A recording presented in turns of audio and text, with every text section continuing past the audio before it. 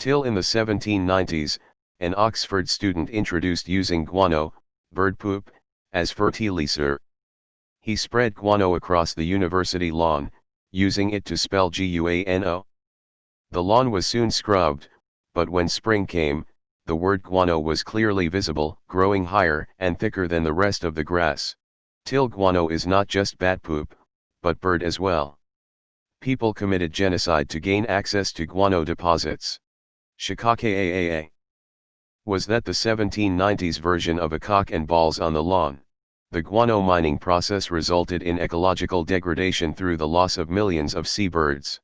Unsustainable guano mining in caves alters cave shape, causing bats to abandon the roost. Guano mining also involved the poor treatment and enslavement of workers such as Chinese immigrants, native Hawaiians, and African diaspora. Source: Wikipedia. Most of today's uninhabited islands in the Pacific at one point had guano company warehouses on them. The US even had run-ins without governments trying to claim the islands. I once did a research paper on this and went down a 2-day Wikipedia rabbit hole. Very interesting stuff. Couldn't believe it was such a big part of the economy for a while. He used the guano to make the guano. It's important to note that guano as it was used in the 19th century didn't refer just to any bird poop, it was very specifically seabird poop, although in some context it's also used for bat poop. That's what you slipped in. That's what was on your shoe.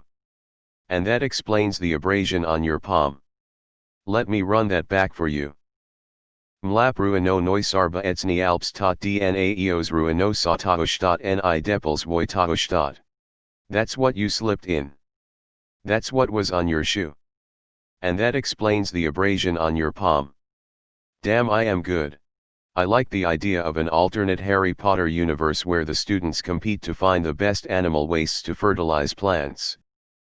This student really knew his shit. That may be a true story, but it certainly did not introduce the idea of using guano as a fertilizer, which had been used since the dawn of agriculture. Why do you think the student picked that product to spread on the lawn? It was already known to farmers. The link reads like a children's storybook, lol. Well, it's a scientifically valid form of experiment, certainly. How does one scrub grass? Till in the 1990s, an old Italian gentleman wanted to plant his annual tomato garden. His only son, Vincent, who used to help him, was in prison. The old man wrote a letter to his son. Dear Vincent, I am pretty sad because it looks like I won't be able to plant my tomato garden this year. I'm just getting too old to be digging up a garden plot. I know if you were here my troubles would be over. I know you would be happy to dig the plot for me, like in the old days. Love, Papa. A few days later, he received a letter from his son. Dear Papa, don't dig up that garden. That's where the bodies are buried. Love, Vinny. At 4 a.m. next morning, FBI agents and local police arrived and dug up the entire area without finding any bodies. They apologized to the old man and left. That same day, the old man received another letter from his son. Dear Papa, go ahead and plant the tomatoes now. That's the best I could do under the circumstances. Love you, Vinny. R/chaotic good. Now that's some aggressive research publication. Nobody could refute that. I like it. I own a few chickens and I use the sand, with the POO, with my plants. It really works. The Haber-Bosch process is the single most impactful discovery in human history and the only reason the world population has been allowed to climb even remotely over a couple billion people. More impactful than penicillin. Arguably more impactful than the wheel. More impactful than electricity. People don't appreciate how wildly important nitrogen fixation is to the functioning of our world. Till that the term guano refers to not only bat poop but seabird and even seal poop. Asterisk, I thought it was only bat poop. Peru was the top producer of it back in the day. This is quite a cool story. Just remember though that he didn't really introduce guano. The Andean indigenous peoples in South America had been using guano as fertilizer for more than 2,000 years. It was these indigenous peoples who introduced guano to the European colonists. This is the post I've been waiting for all those years ago when I picked my username. I just wish I had more to contribute. Why is bat POO also called guano? If you can fly, your POO is on a different category. Face with tears of joy. TIL Oxford was around in the 1790s. What's the risk of virus transmission from guano to humans? The shit talking in this thread is amazing. What does lawn scrubbing mean? Y'all remember that band from the 90s called Guano Apes? No. Just me? Okay. r/madlads. I guess I have dyslexia because I read it as 1970s and I was hoping for a photo. Hippies today still use guano as natural fertilizer as it is high in all the stuff that plants crave. No, not Brondo. NPK, nitrogen, phosphorus and potassium. It is especially high in nitrogen. But, you know, technically potassium is an electrolyte, and plants crave it. One of the more popular fertilizers for lawn is milorganite, Milwaukee organic nitrogen. It is a byproduct of sewage. Organic, slow release and nearly impossible to burn your lawn with it. Student, how did America become an empire? History prof, well, it all starts with an Oxford student used bird poop as graffiti. Student, what does that have to do with America? History prof, we'll get there when we get there.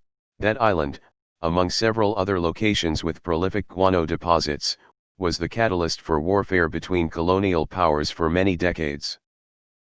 Those hostilities didn't cease permanently until a German scientist named Fritz Haber developed a process to fix nitrogen from the atmosphere. The process is called the Haber method. There is an excellent biography about the man and his process poetically titled The Alchemy of Air. It is a 5-star read, and discusses not only the man's life, colonial warfare, and his innovation process, but also the little-known innovation introduced by German sea power during the height of Dutch, Spanish, and British oceanic supremacy. Oxford Tories have been spreading fertilizer across the land ever since. What a smart student! Had they used standard fertilizer, they would have had to spell standardfertilizer, which is much more annoying than guano, guano. Collect the whole set. Came here purely for the Ace Ventura quotes and was not disappointed. Finally. TIL that guano not only describes bat poop but bird poop as well. Dude knows his shit. He was a shit poster. He used water too. Like, from the toilet. Not to be confused with wonderful but considerably smelly bat guano. In high school, a friend, whose family had a large yard with some tall grass growing, I helped him with lawn mowers, cut the words "feed your head, Jefferson Airplane," into the tall grass. Anyone else had an instant flashback of Ace Ventura, When Nature Calls. I'm going to shit on lawn somewhere to try this. Some countries made a lot of money selling guano, and then they squandered it. Bumblebee tuna. All guano in the UK technically belong to the Crown. World's first shit poster. Chaotic neutral. Ha! Who's batshit crazy now? Wars were fought in South America over guano. Guano go out on a limb and assume no shit?